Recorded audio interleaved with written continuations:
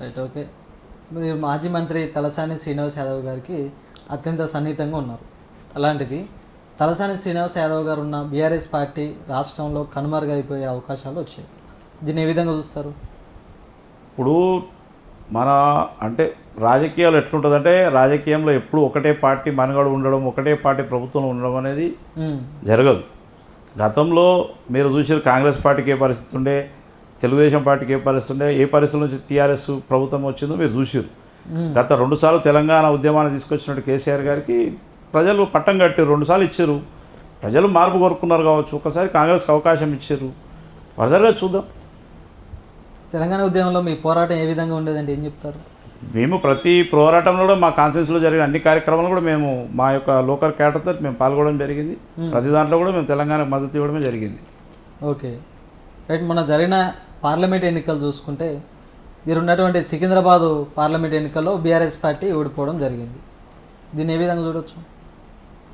ఇప్పుడు మొన్న parliament elections అనేది ఇక్కడ ఉన్న అభ్యర్థుల చరిష్మా మీద కాకుండా కేవలం మోడీ గారి చరిష్మా మీదనే ఎలక్షన్స్ అయిన విషయం మీకు అందరికీ తెలిసిందే.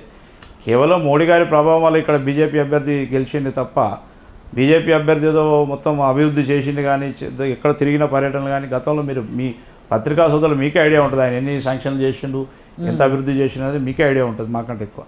అయితే అభివృద్ధి చేయకుండా కూడా మరి బీజేపీ పార్టీకి ఎందుకు కేవలం అదే చెప్తున్నా మీకు, అభ్యర్థి కంటే అక్కడ నరేంద్ర మోడీ గారి ఫోటోతోటి ఆయన గెలవడం జరిగింది. నరేంద్ర మోడీ వచ్చే టైం పోటీ చేయలేదు కదా, చేయకపోయినా అల్టిమేట్గా వాళ్ళ నాయకుడు నరేంద్ర మోడీ గారు కాబట్టి బీజేపీ ప్రభుత్వానికి దానిలో భాగంగా రామజన్మభూమి దానికి సంబంధించిన గుడి కట్టడం కొన్ని ప్రభావాలు ఉంటాయి కదా, ఆ విధంగా బీజేపీ వచ్చి బీఆర్ఎస్ పార్టీ ఫెయిల్యూర్ అని మాత్రం ఒప్పుకోరు.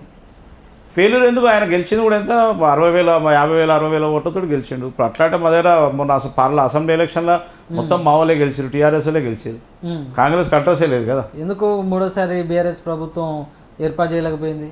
అదే చెప్తున్నారు, ప్రజలు మార్పు కోరుకురు. 2 సార్లు అధికారం ఇచ్చినాము, కొత్తలకు అవకాశం ఇద్దాం అనుకురా ప్రజలు, లేకపోతే బీఆర్ఎస్ అంటే విసుకుపోయారు. అట్లే మార్పు జనరల్గా సహజం కదా, కొత్తదనం కోరుకోవడం ప్రజలకు సహజం కదా అది.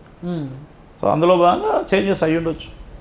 అదేం బుటాబుట్టి మెజారిటీ వన్ సైడ్ వచ్చినట్టు కాదు కదా. ఇప్పుడు తెలంగాణ మీరు ఆంధ్రప్రదేశ్లో చూసారు ఎలక్షన్స్, 1 సైడ్ ఎలక్షన్ జరిగినాయి, 1 సైడ్ రిజల్ట్స్ వచ్చినాయి. అది మీరు అన్నట్టు అంటే ఒకవేళ ప్రజలు విసుగు చెంది కాంగ్రెస్ కేసీఆర్ అనే వాతావరణం ఉంటుంది. మాకు కూడా 39 సీట్లు ఇచ్చారు దాదాపు. సో దాంతో పెద్ద తేడా ఏం లేదు దాంట్లో.